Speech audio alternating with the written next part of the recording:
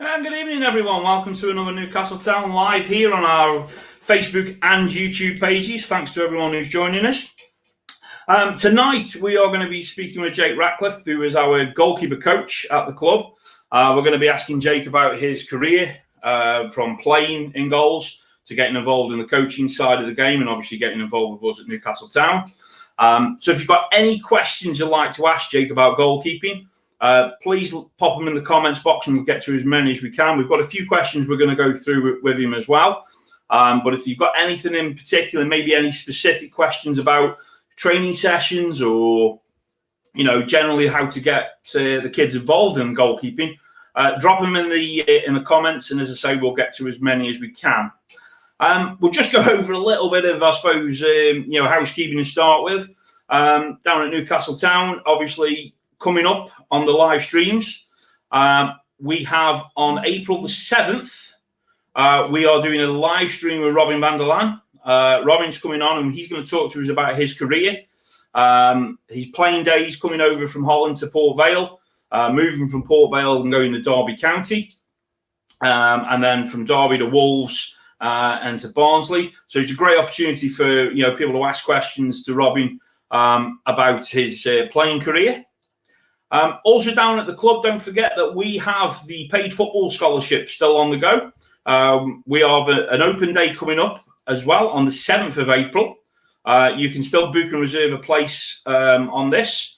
So this is ideal for the students in years 10 and year 11, school leavers as well this year who are looking at maybe progress into a sports career. So we've got them opportunities coming up at the club as well. Just to also mention as well that the Ministry for Sport guys have the Easter Soccer School coming up, starting on Tuesday the 6th of April. So this is 9 days of football coaching with the Ministry guys. So if you're interested in that, you can message the Newcastle Town Facebook page, or you can visit the guys at the Ministry page over there, and they will happily sort you out and get you booked onto the course. Right, so without further ado, let's welcome Jake to the live stream. Evening, Jake. How are we doing, mate? Evening, Sean. You all right? I'm very well, my good man. I've been doing a bit of DIY today, Jake. You know me. I like to, not do DIY, to be fair. So, living the dream, my friend. Living the dream. Waiting for the football to come back. I think most of the nation's waiting for some sort of football, and I'm sure there's going to be a lot of parents wanting the children, go back onto the field and doing what they enjoy. Definitely, mate. And as you say, we've been without it for so long now. I don't dare put the statistics up anymore for how long it is since we last kicked a ball with the first team, because it just makes me upset every time I look at them and post them. So I've stopped putting them up. Obviously, mate, we mentioned it here. We might as well start with it. How has the lockdown been for you? How have you found it? It's been okay. It has its challenges. I think everyone's in the same boat as you can't do this, you can't do that, you can't see the people you love. To be fair, from going from work full time to then going on flexible furlough, or even the first lockdown where I was literally on furlough for the start, you go from work full time and working at night to nothing. You're crawling up the walls. So try and do anything to keep yourself occupied. That's been the challenge, but I'm sure everyone else has probably got their own ways to be able to deal with it. But at the moment, it's as it's starting to sort of ease, it seems to be getting better and better. Just waiting, for football start, and then we can get some work done. Yeah, definitely. And I know we'll touch on it a bit later, obviously, about the keepers and how they've been getting on through the lockdown. So for those who obviously don't know yourself, Jake, and what have you, and don't know your role at the club, just give us a brief of what your role at the club is. Well, obviously it's first team goalkeeping coach. I did the academy for a year. But that doesn't mean that I don't always keep tabs on what's going on in the academy, even when, they don't see me or I'm setting up my equipment and my session for the first team. Doesn't mean that, I are spending a bit of time watching them and how they are in a game, how they set up, how they warm up, which is obviously another key factor in goalkeeping. And I think I remember watching one game one time at Row Lane, and I think there was a goal and assist from one of the goalkeepers, and I spoke to him, and he looked shocked that I actually saw him. I said, well, I've been watching you for 20 minutes. So, just because I'm not actually standing there doesn't mean that I can't see and I don't know what's going on. So, yeah. No, good stuff. So, obviously, goalkeeping, mate, it's one of them areas that is a must for a team. I presume, obviously, as I do know, you were involved in playing, and you were involved in playing in goals. Just give us a little bit about how you got involved in becoming a goalkeeper, I suppose. Well, funnily enough, I actually started when I first started was playing up Row Lane. So they used to do a soccer sort of camp on a Saturday run through the council for 2 hours. My mum used to run me up. Used to play football, just mad about kicking a football. I wasn't bothered what position, just get out, get a football.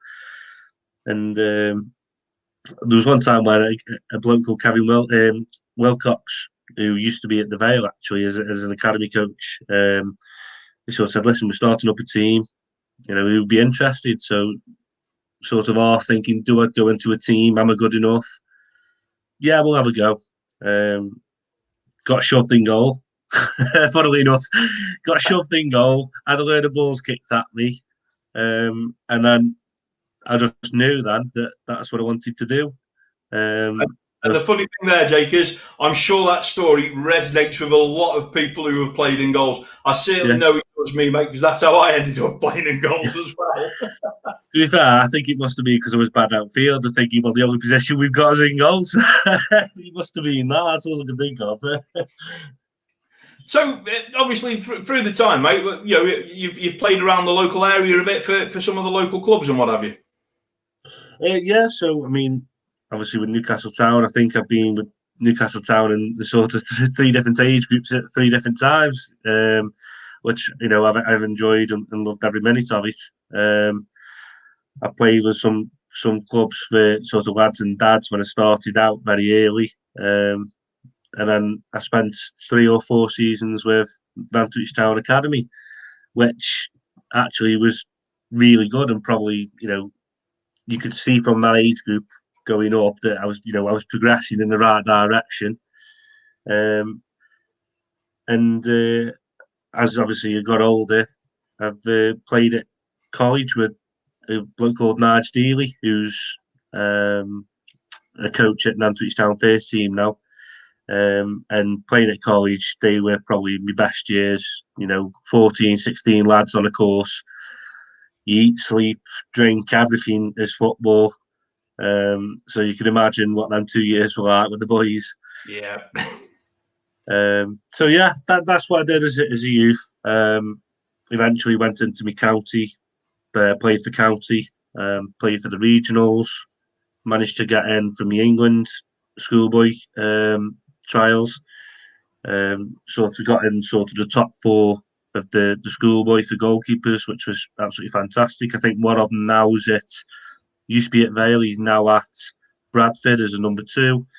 And spent three fantastic seasons at Witton Albion, and getting promotion as well with them was obviously nice, and being a part of that, part of that team to achieving that is something which you're never going to sort of forget.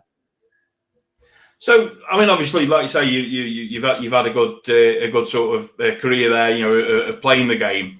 At what point did you think to yourself, I do enjoy being a goalkeeper. It's something I'm enjoying. At what time did you sort of go, I'm going to try and take this to the next level? Or was it just a natural progression for yourself that you thought, you want to just go into the coaching side of it and you'll progress in the coaching qualifications? I mean, it's a good question. It sort of got to the point where obviously I was playing, and then you sort of get dropped if you have a couple of bad games. You know how he says with goalkeepers, you have a couple of good games, you have one bad game, and all of a sudden they want to change the goalkeeper because it's the easiest possession change. I do our football manager all the time, mate. Well, I know. I'm still waiting for Castletown to get promoted with you, but what are you doing? You know what I mean? 2 seasons now. Come on. No comment. I knew that part of even when I was training, and sort of working, trying to get that number 1 shirt, I always knew that helping the younger ones as well, even though we're all sort of striving for that number 1 top, at the end of the day, it's his goalkeeping department. So I sort of try to take a couple of the young ones under my wing. And I think that's what made it sort of a bit easier for me to know that actually I'm all right at coaching. And I sort of fell into it that way. I played the last season sort of helping a friend out, Danny Meeking, who's AFC Chesterton's manager now. And he said, "Do you want to come and assist me?" So that's how I sort of went into coaching. I'll never forget it with Danny Meeking. We had some great results. We had some really fun times. I know you got a phone call at the Blue from Dave Dale, who asked me to come on board and work with the keepers at Newcastle Town. And to be honest with you, I've never looked back since. Working with the goalkeepers here and the club is absolutely fantastic. There's only one direction the club's going, and that's upwards. So to be a part of it is a no-brainer. No, and as you say, we are there. As we've said on many of the live streams, the ambitions that we've got, off the field with the club, match the ambitions that Robin's got on the pitch as well. So going into the goalkeeper coaching, obviously, I've done my level 1 as we've discussed in the past.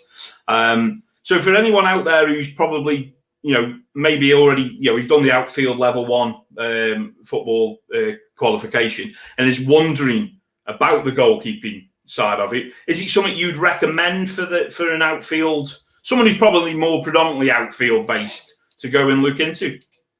100% yes. And the reason behind it is with the FA at the moment, they're saying you've got to have an understanding of how they operate in a back 4. Your holding, your wingers, your strikers, how do they operate? As a goalkeeper, obviously, you need to know how your back 4's working and your holding mids. But actually, it doesn't harm to understand how the strikers are working, because at the end of the day, you're predominantly dealing with a striker. So I don't see why there should be this idea of if you're a goalkeeper, you've got to learn the outfielders. I think it's got to be the other way around as well. As a striker, you need to sort of work out, what's comfortable for the goalkeeper. Where will he be if I was in this position? And it just builds your knowledge up. And I don't think clubs do an awful lot of that now. I think they just sort of think, well, he's looking for progression to sort of get some more coaching badges. We'll just bang him on a level 1 goalkeeping course. Whereas you've got to want to do it, especially if you want to play goal. You've got to want to do it. You've got to effectively, you're living for it. You train well. You've got to make sure you sleep well, get your rest in. Obviously, have your own time. So, yes, I would say they should be looking at it because it's only going to further their knowledge. No, I mean, I totally agree with you. I mean, obviously, like I say, I did the level 1. It was fantastic for me. It opened my eyes when I did the goalkeeping level 1. But obviously, you're currently moving higher up the qualification grade at the moment, and you're on is it UEFA B? Yeah, so currently working on my B licence for goalkeeping, and if there was ever a qualification for an eye opener to sort of say wow, and really open the sort of the kind of worms to be able to see what actually is going on, then it's definitely a UEFA B course. Even though you have your own philosophies, your own ideas, the amount of ideas what are out there, their own coaching styles, how they like to be, different coach with a different goalkeeper. Obviously, you have to have your bonds, understanding of each other. It's just fantastic, and I'm absolutely relishing the opportunity to be obviously working towards my B licence with a fantastic group as well. And I suppose, like you say, I remember from the level 1, and you might agree, it's that sort of entry level into goal. The stance, making sure that the position on crosses and everything is there. And then, as you've seen, and I'll probably touch on it in a bit, but, I've seen you in the technical area on a match day, and, you'll be telling the keepers about, positions and, where they should be looking for and all that. And I suppose that is more condensed at the UEFA B level, isn't it? It is. I mean, it's totally two different things for me. Obviously, people may have a different opinion. But people say, on a Saturday, that's when you win a game. 3 o'clock, that's when you go and win a game. And for me, why does it have to be the Saturday? Why can you not strive to win the game on the Monday and prepare? Whether it's train well, eat well, sleep, understand your goalkeepers. So are they working long shifts, fitting in the correct training, preparation ready for the game? So, I mean, going to my role, effectively, I've got the tools, and it's what order do we give the keepers the tools to be able to do the job? So it's not a case of turn up on a Saturday and think, right, you're going to play this, just do what you normally do. Every game is totally different, what we play in our league. And to be honest with you, the keepers have, soaked up all the information really well and got a kick on, which is proven in the start of the season with, I think it's 6 or 7 wins and 1 loss, which is, fantastic start. Regarding on the touchline, sometimes you can get carried away in the emotions of the game. But I try to keep information to a minimum. And it might be a case of squeeze a couple of yards, or on a cross maybe shout hands and little trigger words. After you worked with a keeper for so long, that's all you've got to do. It's just little trigger words, and they understand that. And I think that's the beauty about goalkeeping is you can say something like squeeze or hold, and they understand exactly what you mean in a different scenario. And that's down to obviously the bond with the coach and the player. But yeah. I mean, like we just said there, like I say, I've seen you, and the one I've just thought to myself as we say, when I can't remember who it was we played and we won on penalties, and obviously Dom, save. Is that something beforehand though you've gone over to Dom and sort of spoken to him, ahead of them penalties there, or did you just sort of let him get into his own mindset before he went into that penalty shootout? It's a fantastic question. Or was it one of them, he got the names written on his bottle? Who's going what way? Yeah. I know we're not at that level, are we? But you never know. Well, he didn't bloody wait because he had it 3 or 4 before he said he was. It's a difficult one. Everybody's different, and that's the beauty of goalkeeping. Every single coach, every single player is so different. So you have to work with, as my job, you have to work with the goalkeeper, obviously. But sometimes working with them doesn't mean you have to change how they do everything. It might just be tweaks. So I might say to Don Weston, I've got video evidence here of how they played. He's right-footed and he likes to bend it in your top left corner. What he does with that information is totally different because, the run-up could be longer on the video and all of a sudden actually he's taking a 1 step and trying to get some power on it. So at the end of the day, it's up to the goalkeeper's decision. I'll give him the best information on previous of what's gone on. And then he'd sort of go and do your job now, mate. That's what you're getting paid to do now. So it's over to you. And to be fair, he pulled off a cracking save and a good celebration as well. And he was caught on camera. I think that was the best bit for him. So I don't know who the photographer was of the day, and they actually caught it on camera for him, which was fantastic. But I think, like you just said there, I suppose with non-league being the way it is as well, you've got to adapt to different styles and different keepers coming in, haven't you? So, like you say, we've got Dom's obviously. He's been at Stoke Academy and he's done the academy level and he's been playing elsewhere. And then we've got someone like Zach as well, who's been about and done. So when you're coaching these guys, I suppose you've got to look and adapt your style or your session to where they are as well, have you sometimes? Yeah, I mean, you never get the same goalkeeper twice. And I think we've had 5 or 6 since I've been at the club, and every single one of them is totally different.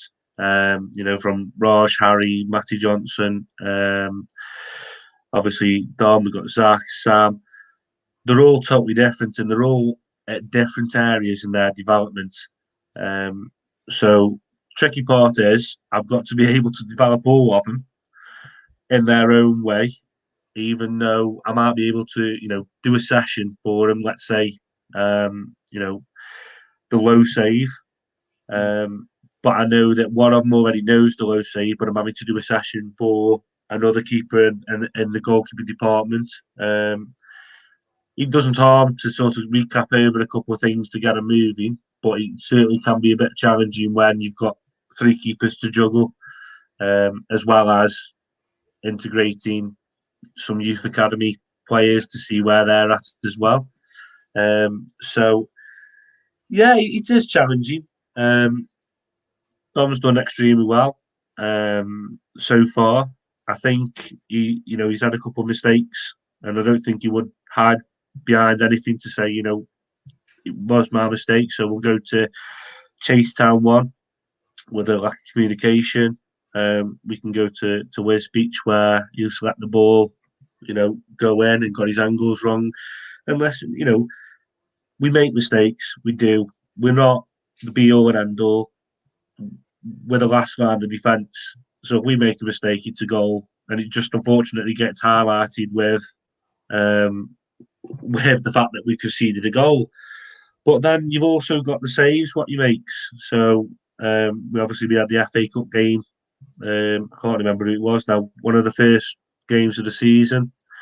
That was when we played Hales Owen. That was it. So he's pulled off a couple of fantastic saves there. He's pulled off 1 or 2 good saves at Stocksbridge Park Steels, and sometimes these saves they get forgotten. In a nutshell, they can sort of get forgotten. A lot of people tend to remember the mistakes, but totally forget the things what he's done well. And I think I put that in the other interview, which got sent out a couple of months ago. It's a difficult job, really is, and you've really got to want to do it if you want to be successful.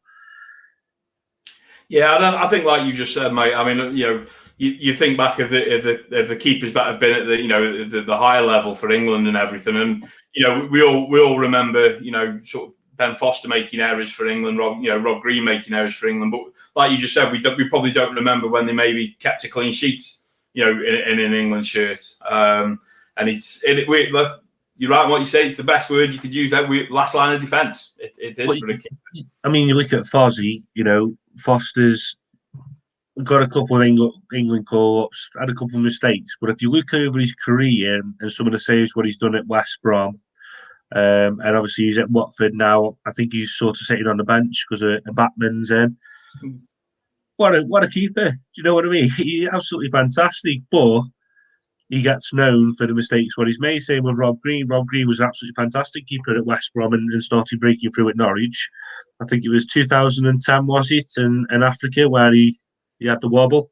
Yeah. As soon as he made the wobble, that was it. You never saw him in England again. But there's another fantastic keeper what's made one mistake and then all of a sudden get taxed. So, talk about a difficult job and sort of try and keep your share. It is, and that's the reason I've not got promoted on Football Manager, mate. Just to touch on, Jake, obviously this season you have been sponsored at the club. This year, Tinsdale's very kindly sponsored you, and at the moment, just for anyone who's watching that might be interested, Tinsdale's have got loads of vacancies available on their website at the moment. They are currently looking for a family legal secretary in their Hanley office. So if this is something that might be of interest to you, if you visit their website, tinsdales.co.uk, all the vacancies are listed on their website. And obviously, Jake, they are very much a proud sponsor of yourself for this current season. So let's move into a couple of questions then, my friend. So you'll have seen the same as me at youth level around the clubs. we're talking the very young level. We're just at the pre-warm up before the match. Sometimes the keepers don't get a proper warm up. And the young kid goes and stands in goal, and what generally happens is it's a case of, right, lads, have a shot. Or as I used to like to call it, right, lads, fire the ball as hard as you can at the net, and let's hope the keeper does it. Where do you stand on that one, mate? It's normally that saying, isn't it? Right, we're going to have some shots now, and all 10 of them shoot at the same time. And it's sort of like, the keeper's trying to do all this and can't save a shot because he doesn't know what's happening. For me, it's got to be stripped right the way back. Are you warming up the keepers or are you warming up the outfielders? Outfielders, you go do your warm up. Keepers, you've got your own specific warm up to be doing. And especially at a young age, I think, sort of 6, 7, 8, you've got to sort of have some sort of structure in there for doing a warm up with the keeper, just because, it's like doing a warm up and you're not going to do crossing or kicking. In a game, you're going to have to deal with crossing or kicking. So just by having 20 million balls shot at you doesn't mean that you're going to be prepared for the game. You've got to break it down. And even if you have half an hour, you can still do specific stuff in half an hour. It doesn't matter what age you are. It's got to get broken down. It's cringe watching some of the coaches say, right, fire the ball at me. And I'll go back to a question what we had earlier about, is it worth going on a level 1? Absolutely, because some of these coaches might not necessarily have the knowledge of what's going on with the goalkeeper and what the goalkeeper needs. So go and get your level 1 at least. And if there's any more queries on how to do a warm-up, how to solve problems with your goalkeeper, what's best suited for this goalkeeper, what do we do with the under-7s goalkeeper, I'm here at the club to be, for them to speak to. It doesn't matter how stupid the question may sound. I've got no problem whatsoever with helping anybody, and you don't even have to be part of the club. You might be just a fan from another team, Staffs County senior team, or in the North West Counties. I've got no problems with answering any questions and helping your goalkeepers. Yeah, that's brilliant, mate. And as you say, I think kind of leading on to one of the next things I was going to ask there, and for me, I would say that as an under-7s team, that warm up, the goalkeeper. I know sometimes there'll be people out there say, yeah, but I'm the only guy, and I'm looking after all these 7-year-olds. I'm the only one. One of the dads might be able to do it, but I do think you've got to look at doing that specific type of warm up for the keeper. Like you say, pelting shots at him isn't going to help. All he's going to do is make him go back home and go, I don't fancy doing that next week.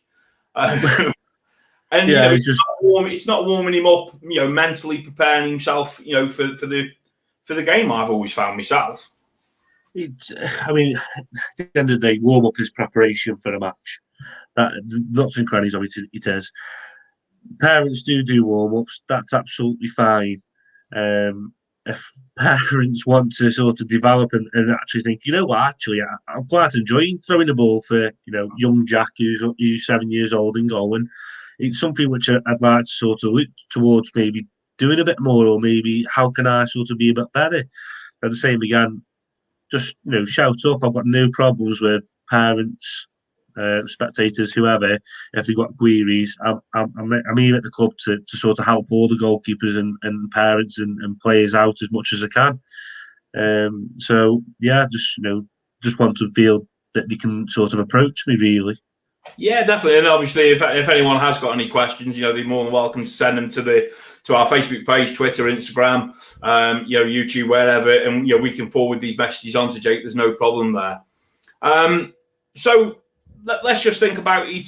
What advice would you offer to maybe the parents, but more so to probably a kid who wants to get involved in goalkeeping, probably at a young age? What sort of advice initially would you offer? Go and do training sessions, and what I mean by getting specific training sessions is a coach who's experienced, understands the games, probably been in your shoes as well and played bits as well. I wouldn't tend to go for someone who's probably inexperienced, just because they probably haven't got enough experience to be able to teach and coach the right techniques. It's a difficult one. You are going to make mistakes. The nuts and crannies of it in goalkeeping, you're either going to be a hero or you're going to be zero. At such a young age, you will make mistakes, and you can't sort of dwell on, oh, the ball's gone under me or through my legs. I remember when I played in a game, and I think it was Kidsgrove Owls up at Kidsgrove, and I played a game, and I stood up, and the ball went through my legs twice, and I conceded 2 goals, the exact same goals of standing, try and bend, and it went through my legs. Did it affect me? Yes. Did I have to sort of dress it down and say, right, we go again? I couldn't at that time because I was too young. But I was fortunate enough to have good parents to be able to sort of say yes, and we'll go back training and we'll go again. And especially with a young keeper as well, if you're going to have the training, you've got to make sure that it's proper training. It's not just a session to do a session sort of thing. But also you've got to have parents who are going to be dedicated to take you for these, training sessions and spending for your boots and spending for your gloves. So even though you're playing football, actually, your mum and dad are sort of involved as well in it, because they're having to sort of take you around to Trubsy Cross, or you're coming up Row Lane, have a game. So it's sort of a three-way street, really. So if you have good parents who are going to be willing to travel and do, put the miles in and the hours in for you, then you should be on to a winner. Yeah, and I mean, I was, I was the same when my lads started playing, in goals. I was quick enough to sort of go and offer help out and what have you, and we did the warm ups. But you're right in what you say. It's it's the structure that you've got to put in place. And one thing you mentioned there is obviously again, about sort of boots and gloves. I suppose at a very young age, getting the right type of glove is always advantageous, but that can be daunting as well, can't it? It is. I mean, everybody's different. Everybody's different with what shoes they wear, what gloves they wear, or whatever. It's all down to preference, and the only way you're going to know what glove or what boot you're wearing is by, at a young age, you're trying them. So, I've got particularly wide feet, so I prefer a Nike boots because I know there's more giving them. Some people prefer having the sock on the boot so it goes a little bit higher up your leg. Some people prefer to have laceless boots. For me, as a goalkeeper, I wouldn't be bothered what colour they wear. I'd probably just go black, leather, and do your work and train, because at the moment, training at such a young age is the way forward. As soon as you get older, then you can start saying, well, I'll have a blue boot or I'll have a yellow boot. But until you get to that stage, just wear a black pair. And the same with gloves as well. You don't need all these fancy colours. If the cut, so if it's a negative cut, hybrid, roll finger, if the cut's what you feel comfortable in and you feel confident in catching, because at the end of the day, you've got to be confident with your hands to do it. Yeah. Then, the only way you can sort of try them on is by at a young age, and you're saying, well, I don't want negative, I'll have roll finger or I'll have the hybrid, and eventually you'll find one and you think this is the one. I mean, I think I played from I was 26 now, so we're talking, playing for around 16 sort of years. I've tried all the different gloves and all the different boots, and there was one particularly which I felt confident in when I was playing, and that was a roll finger. But as I've become coach now, I prefer comfort over quality, so I've gone for a negative. So everybody's different. You've got to just try it and see what happens with them. Yeah, definitely. And obviously with yourself and with the first team keepers at Newcastle Town, you guys are all supported by A1 Goalkeeping. Many different styles, cuts, and designs of their goalkeeping gloves. Hopefully, we'll be able to showcase some of these next season to the younger goalkeepers. But if you're interested in looking for goalkeeping gloves, head over and find them on social media. They're across the platforms, and that's A1 Goalkeeping. And as I say, Jake, they've obviously sort of teamed up with yourself and the keepers last season, and they look a really good glove. Not that I'll ever be allowed to wear them ever again myself personally, but I'm sure we can get you down doing the training session with the boys. I'd like to, mate, but unfortunately, I'm always busy. It's just unfortunate. Yeah. You have got a busy timetable, to be fair. I have. I'd love to have come down and had a go. I really would have. So moving into this one, and I think this is a question that I've always found myself in a little bit of debate with coaches in the past. But at the under-7s, under-8s, and potentially under-9s level of football, what's your thoughts on the people who say that there shouldn't be a regular goalkeeper, it should be rotated so everyone gets a chance to play in goals and taste being a keeper, as well as, that constant rotation? What's your thoughts around that one? I think it's a difficult one. As a goalkeeper, you want me playing 90 minutes full stop, regardless. At a young age, I understand that obviously we've got to give opportunities to these players. It's not like an outfielder, you can have a centre mid and there's a couple of positions there, or you might be a defender. You got 4 positions there to be able to chop and change. With a goalkeeper, it's literally you're going to get 45 minutes. That's it. It's hard because what you're saying is we're playing a full season and effectively you're playing half a season. If you're going to develop, you're going to have to make mistakes. You're going to have to do things right. You're going to have to get the game time in you. And effectively, what my belief is we're halving that. So let's say it takes 8 years for you to get to a standard. If you're sharing half a season, it's going to take a lot longer than 8 years to sort of get you to where you could possibly be. I think the beauty of it is, as with Newcastle Town as well, is there's a couple of age groups. So, there's under-15s academy, under-15s community. So we have the ability to be able to give the goalkeepers and other players game time in 2 different squads for the same age group. And that's obviously fantastic. As you're getting older, you want game time. You do not want to be sitting on a bench, and that's from sort of definitely 14 plus, and more so with the adults. No one wants to be sitting on a bench unless you genuinely think you can take that number 1 shirt off the keeper. And if not, then obviously it's going to be a case of, well, what are you going to do about it then? Are you going to really knuckle down with your training and sort of grind your way to that sort of number 1, or have you got to go out on loan? Have you got to go to another club and we keep tabs on you? They're the decisions. For the young age group, maybe sort of get away with it up until sort of 10, but then I think you've got to be looking at getting definitely 2 teams at the same age group just to give the keepers the game. Unfortunately, at the moment in time, I think we're struggling as a country to find really good quality goalkeepers, and we need to be able to be part of the upbringing of good goalkeepers. To be able to do that, they've got to have the game time. Yeah, I mean, I totally agree with you, mate. Over the years, with England, at that level, it always seems to be there's one goalkeeper, that holds that shirt for a long period of time, and like you say, there are other keepers that drift away.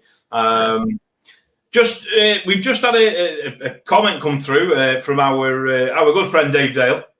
So I'll pop this one to you, mate, and we'll just get your thoughts on this. It's an interesting one. What's your thoughts on copying what you see in the Premiership keepers doing regarding playing out from the back? For example, a young keeper who has poor footwork. Obviously that's something you can work on. But do you think it's daunting for young keepers to then play out from the back when the first maybe 4 or 5 years they might not have done that? I think if we go right to the top and we look at what's happening with England now, we've gone all of a sudden we want to play football. And then I'm not sure how many years ago. I think it's fairly recent, sort of maybe about 2 or 3 years ago. I'm not too sure. Where kids football now are basically saying to the other team, while it's a goal kick, you can drop off, and effectively the keeper's allowed to play out. That's fine to get the confidence to be able to play out. The problem is, as in reality, a goalkeeper's not going to get that time. So at a certain age, there's got to be a line of saying, right, that's it now. Or dependent on the quality of league you're in, so whether you're just playing lads and dads or whether you're playing in a county league, doesn't matter. But as long as, we can teach them how to play, because obviously that's what we want for England.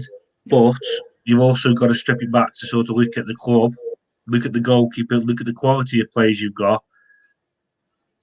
Are you going to mirror Premiership side training 2 or 3 times a day, 7 days a week, earning millions? I don't think no one is. You can encourage it, and we can certainly work on it, but at the end of the day, you've got to work with some of the tools what you're given, and especially at non-league, we can play the football in and out, so we can play bouncing around, switching the play, but we've got to be realistic and say, are we going to do that all season with the bad conditions, bad pitches? No. So we can encourage it, but we do have to go direct as well. So regarding Dave's sort of question, you can do it, you can encourage it, we can definitely work on it, but it's not going to happen overnight. That's going to be something which is going to be installed in him from sort of early teens for me.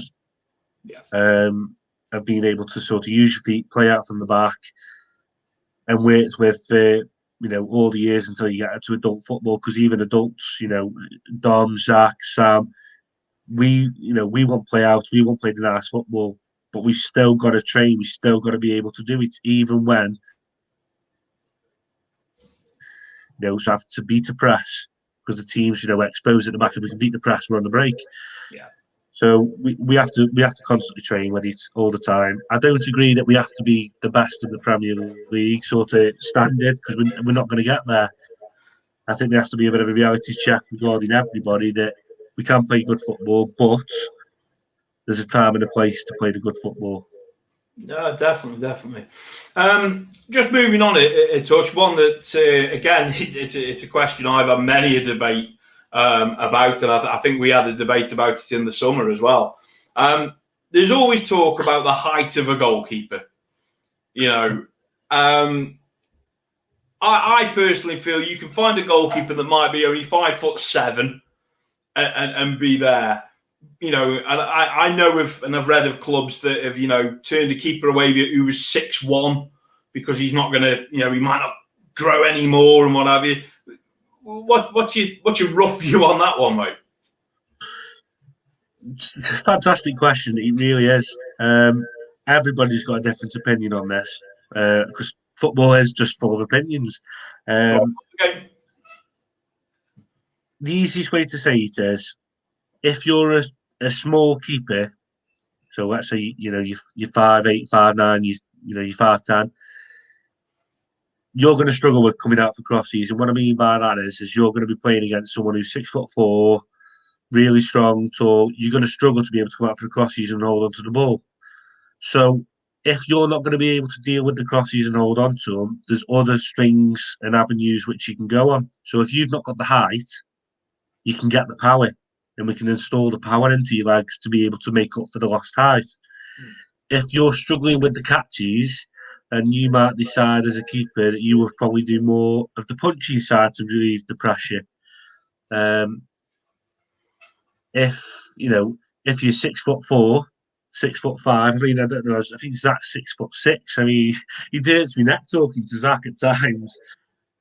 I think he would say he's probably going to get done low shot, whereas a 5'6", 5'10" keeper would probably make them saves low down. So you all have different sort of areas as a goalkeeper of where you'd look to sort of develop, and you've got to look at it as a 5'10" keeper. You're not going to get the height, so you've got to get something else, the equivalent of what will give you the height. But the same as if you've got the height, you haven't got the speed, you've got to be cute about how you make the save. So maybe cocking your leg out earlier, or maybe on one-on-one, you might go for more of a spread and go out to them as opposed to just holding your ground and waiting for a shot. Does it make a difference? Is that the question? Yeah, I suppose it is. I suppose that's the way, I've always had this debate. I genuinely feel that, a keeper who might, he might be 20, he might be 22, 23. If he's 5'7", I still think, that keeper, can do a job. But I know there are teams out there at the higher echelons of the league where, they've let a keeper go who might only be 6'1" when, at the age of 19, age of 20, which, because they're saying he's not going to be big enough. I've never brought into it. It's preference. It's all down to preference. If the gaffer wants someone who's 6'2" plus, then obviously that's the preference. If someone's not too bothered about the height, fine. That's what it's basically down to, is the gaffer. So if the gaffer thinks that he's going to be 6'2", that's what I want, then that's fine. I mean, I heard a story when I was doing my level 2 with Paul Clarence, who was at Huddersfield, and where did he go now? He went to another club now, Huddersfield, and he was at Wolves. And I think Kenny Jackett was was the gaffer at the time at Wolves, and I think it was Akimi who got injured, or it was illness. I'm not sure what happened. And Kenny looked to Paul, who was dealing with the academy, said, "Have we got any academy goalkeepers coming through?" He says, "Yeah, I've got 2. How tall are they? 6'3", 6'4". No, I aren't bothered. Well, they're really good keepers. I want them 6'6". So you then got 2 goalkeepers who are with an academy, who are senior academy players, sort of looking to break into the first team, and the gaffer doesn't want it. So you're sort of thinking, well, why have you got them keepers with the academy anyway, if you know that there's going to be no breakthrough with the first team? So it's all down to preference. Me personally, if I was going sort of, have a say, I would say I would rather have the best of both worlds. I don't want someone who's really tall, but I don't want someone who's really small. And the reason being is I would like someone probably around 6'1", 6'2", because they can get the power to sort of deal with what a taller keeper would deal with, but they've also got the speed to be able to deal with a low shot or reactions in the modern game. So that's where I would stand at. I'd prefer someone in the middle and be able to tailor them to our needs. I mean, another question that Dave's popped up on Facebook, and I think we've just sort of. He's obviously got a bit of free time. He should be doing his session plans for next season. That he should. But not many keepers are coming for crosses these days compared to a few years ago. Apart from the dynamics of the ball, what's changed? And I think this is something I've noticed a bit as well. You do tend to see the keepers these days are not sort of coming rushing out for them. What's your view on that one? If you look at the keepers, I mean, in the Premiership, I mean, the age is fairly young as a goalkeeper. I mean, if you look at Fabianski, when he was at Arsenal and sort of breaking through with Almunia and Lehmann, he was there. He used to love punching. Now he sort of went to Swansea, got his game time. He's at West Ham now, and most of the crosses he's now holding.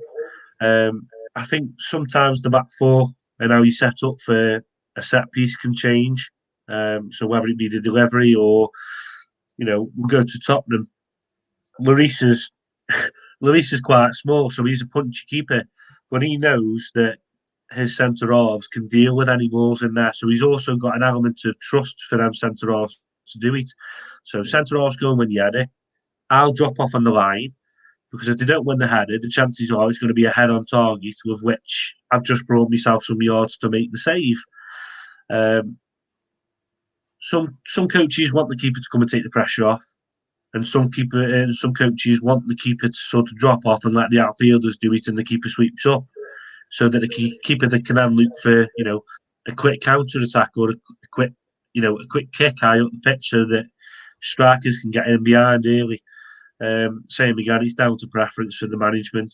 I think there was a game Man United were playing, about 5 weeks ago, and Harry Maguire was sort of leading the line. I can't remember who he was, and they conceded. Was it Villa, Cross, or Everton? Might have been Everton.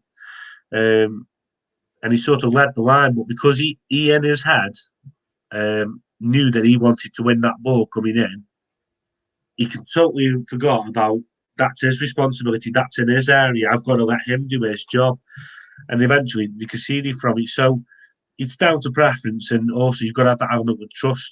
All my players got to be able to head that ball away, and also, is it in the right area for me to come and take it? Because the last thing we want doing is a keeper to having to run on a diagonal 20 yards, and all of a sudden the ball's being driven in and he's in no man's land. Yeah, and I suppose in a way, it links as well to what we were talking about a little bit earlier. And as if that keeper comes for it, and he comes up, keepers, and he's gone up for it, and it's gone straight through his hands, or he's misjudged the height and all that. It's him that's going to be getting the flack, sort of in the press the next day, or off the gaffer or off his teammates. So I suppose sometimes it's that element for the keeper of going, should I or shouldn't I? You also see as well, and it's been fair with recent actors in the Premiership, then balls get whipped in and fizzed in low, sort of head height, into sort of 4 yards from the keeper. And the keeper will punch, but no one's there around him. And the reason why he's punching is because in his head, subconsciously, he's thinking, I'm going to get smashed. I'm going to get smashed. So he can't jump off the ground because it's head height and he's fizzed over at him. So what he's doing is he's effectively just punching, knowing that he's going to get hit. For me, you've got to recognise what's happening outside the box and recognise the flight of the pass. If he does go for the catch and then he gets smashed, it's obviously the free kick. He's got to be able to recognise that, and he's got to recognise it from his starting position, knowing how you're setting up as a unit to defend the set piece, and assess based on maybe other crosses from that team earlier on in the game, or having to do your homework and look at what set pieces they do or tend to do against the teams beforehand. And that's why I go back to my previous comment right at the start, is you don't win a game on Saturday at 3:00. You win a game from Monday, and all that preparation builds up for that win. Definitely.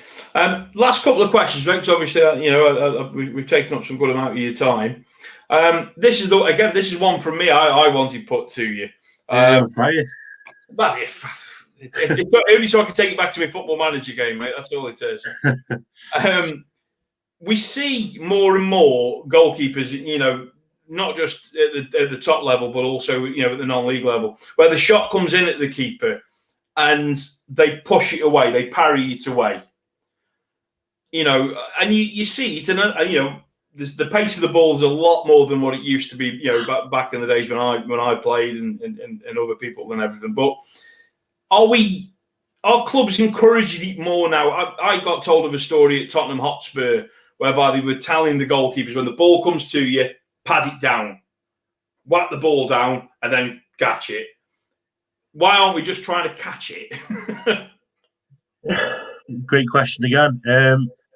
Unfortunately, I'm seeing quite a bit of this now. I mean, when I was playing, you used to see it, but now you're seeing it more so like it's technique being taught as opposed to maybe a bad habit. So what they're saying is start off with is take the sting out of the ball and then just pick up the easy ball, as opposed to dealing with the ball being fizzed at you and hold it first time. It's far easier to pat it down then pick it up. But how I see it is basically you're giving 2 bites of the cherry.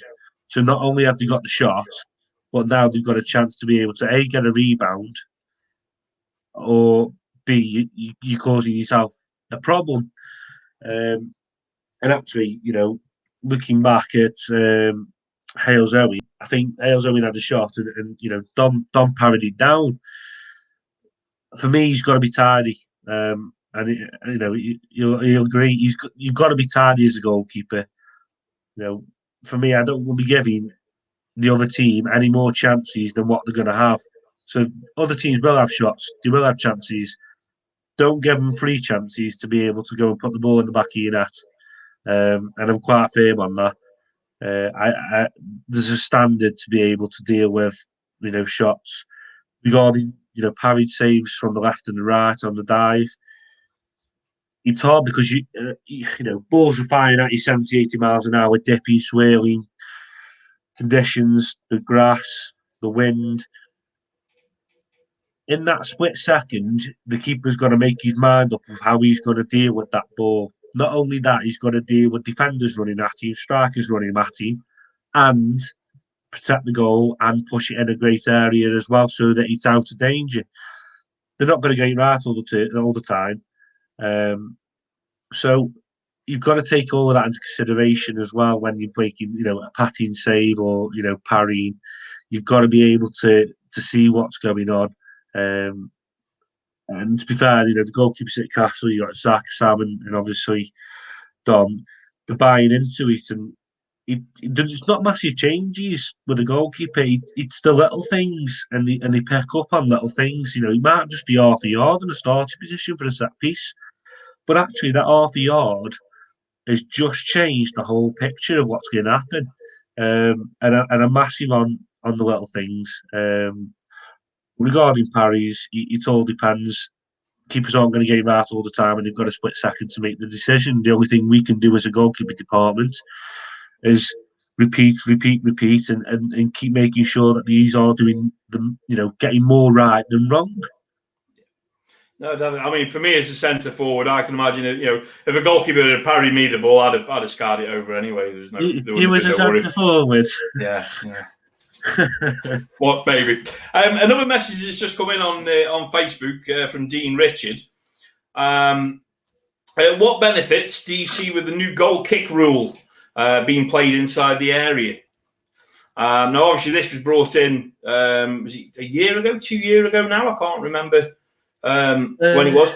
Do you think keepers are putting pressure on themselves sometimes by playing that little short ball like that? I'll be honest with you. I think it's a decent rule, and I'll tell you why. If you're looking to play out, you've now brought yourself 18 yards of free space where you can get that ball as a defender before a striker closes you down. Not only that, if you are going to sort of sit back and play it through the box, you're either going to get the free space to be able to get it and they're going to stay back and not press, or they're going to press, eventually leaving massive gaps in an attacking area.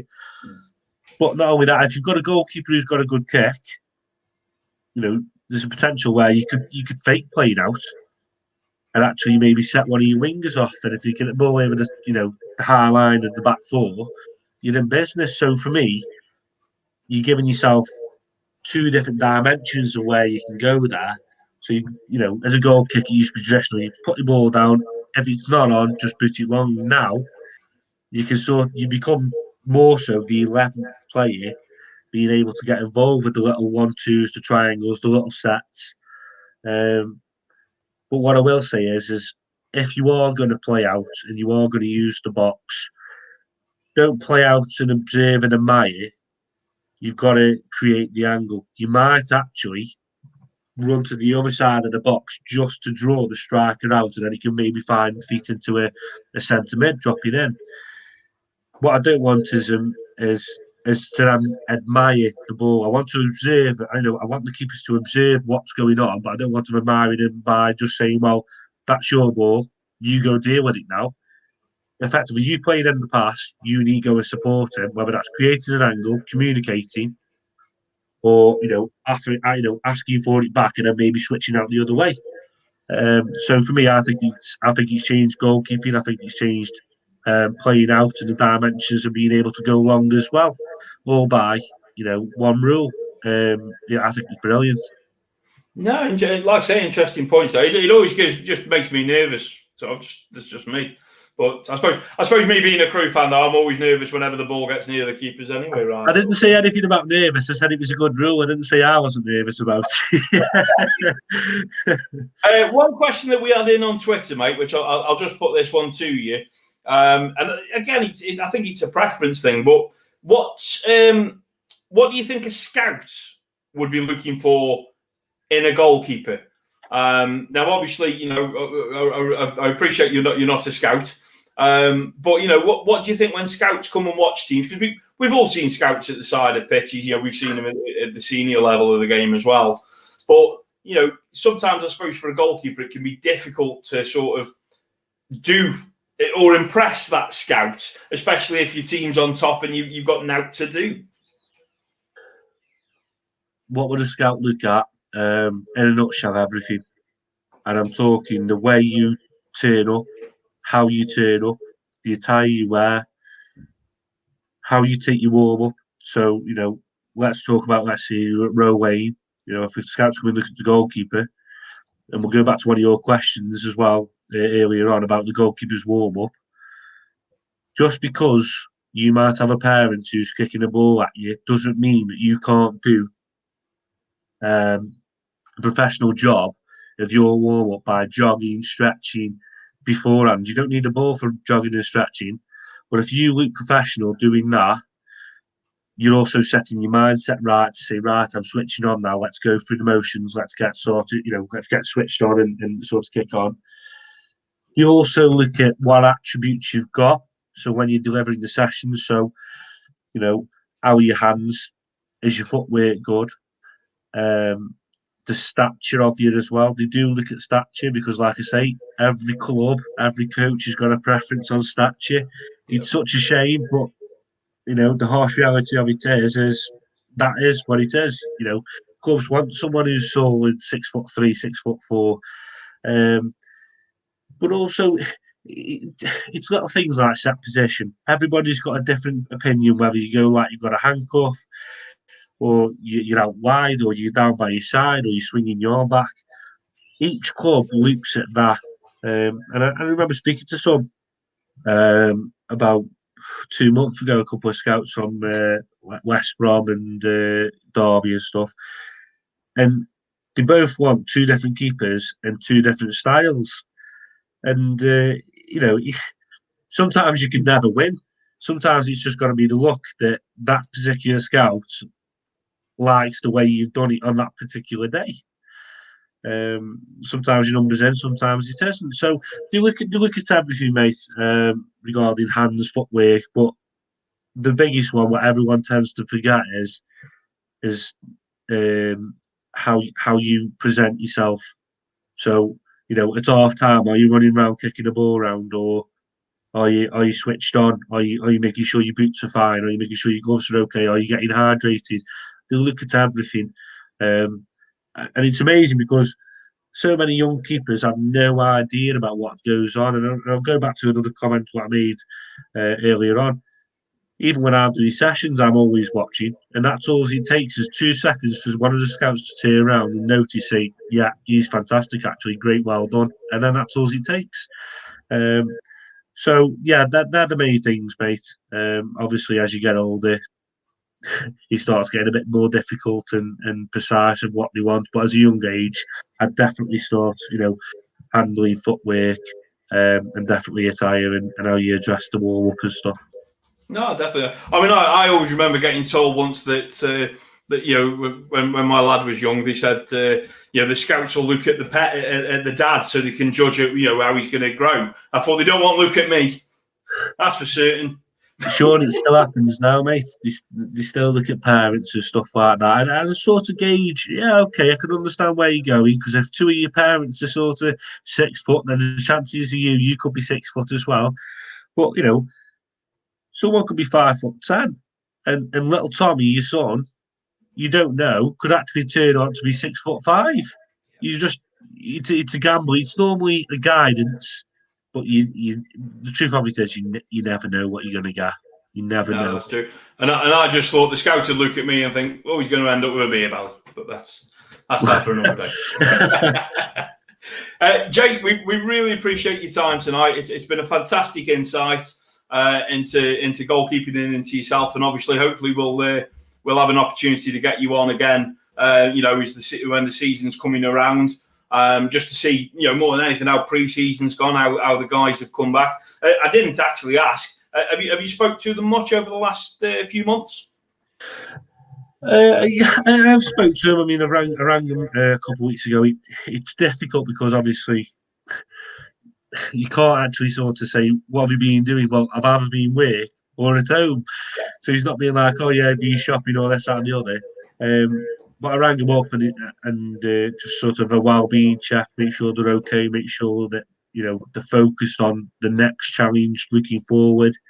And to be honest with you, I must say they're absolutely buzzing to sort of be back on board and try and kick on for this next season, which is really, really pleasing for me at the moment, because I know that with the stuff what Newcastle's doing behind the scenes and what we're doing as a club, we've got a real chance this year to go and kick on. Yeah, definitely. And as you say, mate, we're looking forward to sort of getting back. And, like you say, the plans we've got off field are really coming along. And, hopefully in the coming weeks, we'll have some announcements to make for, ideas and plans we've got going forward. But again, Jake, really appreciate your time tonight, mate. Thank you very much for joining us. No problem, mate. On again just before the season kicks back in. But thanks for your time, mate. Really appreciate it. No problem. Anytime, mate. Thank you. So that's our goalkeeper coach, Jake Ratcliffe there. Great insight into goalkeeping and, not just goalkeeping at the football club, but everything in general. We will timestamp some of the questions here on the YouTube channel. So if you're wondering about something that might have been discussed, we'll timestamp them so you'll be able to find them. Obviously, just touching on here at Newcastle Town, we're always after volunteers. So, if you can give up, a couple of hours of your time, we're after people to come and help out on the turnstile on match days. We're also after people to help out as like sort of game day managers up at Row Lane. So if it's possible that you could, volunteer some time, we'd love you to come and join us at Newcastle Town. The next live stream that we do will be with Robin van der Laan, as we've already mentioned. Also coming up next month, we'll be speaking with Charlotte Clark, who's going to be talking about the girls' sessions that we've got coming up at the club. We're also going to be talking with Dean Gillick. For those, diehard Newcastle Town fans, you'll know that Dean is the record appearance holder with the club. And I'm going to say it's 517, but I'm sure Ray or someone will tell me if that's wrong. But Robin's next. And then, as I say, we've got Dean coming up, Charlotte, and we'll also be speaking at some point with Gav as well, once we know when football's going to start back up.